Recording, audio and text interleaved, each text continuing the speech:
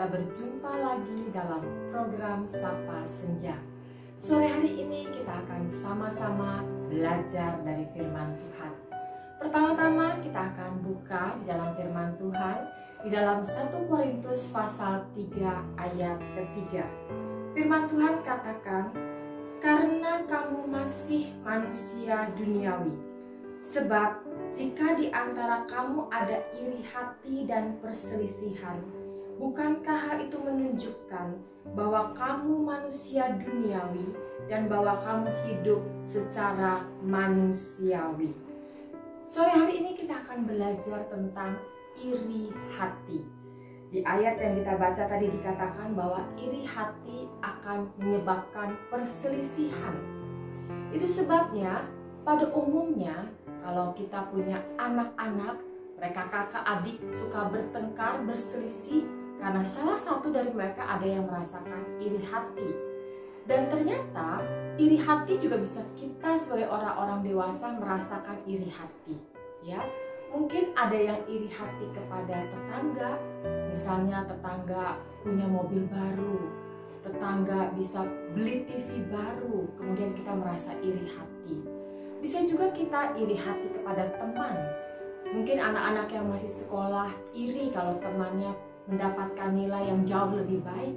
Kita yang sudah bekerja, mungkin kita bisa merasa iri kalau teman sama-sama rekan kita kerja mendapat promosi, naik pangkat, kemudian gajinya juga mengalami kenaikan lebih tinggi, lebih besar daripada kita, sehingga kita bisa merasakan iri hati. Dan ternyata iri hati juga bisa ada di dalam gereja, di tengah-tengah pelayanan. Sesama hamba-hamba Tuhan bisa merasa iri hati.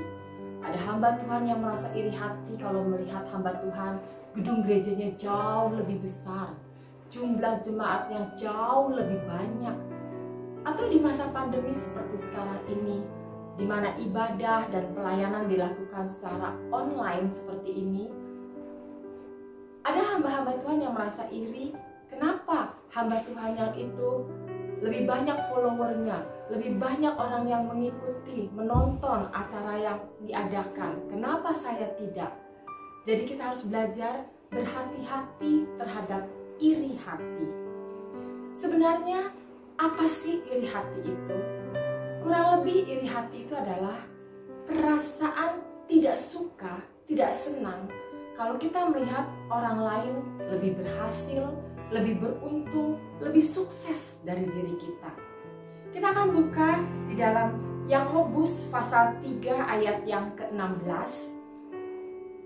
Firman Tuhan katakan, "Sebab di mana ada iri hati dan mementingkan diri sendiri, di situ ada kekacauan dan segala macam perbuatan jahat." Jadi kita harus berhati-hati karena dari iri hati bisa timbul kekacauan dan segala macam perbuatan jahat yang mengakibatkan manusia bisa melakukan hal-hal yang berdosa. Bagaimana caranya supaya kita tidak dikuasai oleh iri hati? Kita belajar mengucap syukur.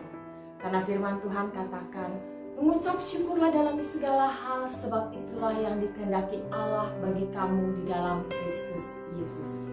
Kita belajar mengucap syukur, belajar mencukupkan diri dengan apa yang ada pada kita, sehingga hati kita limpah dengan damai sejahtera.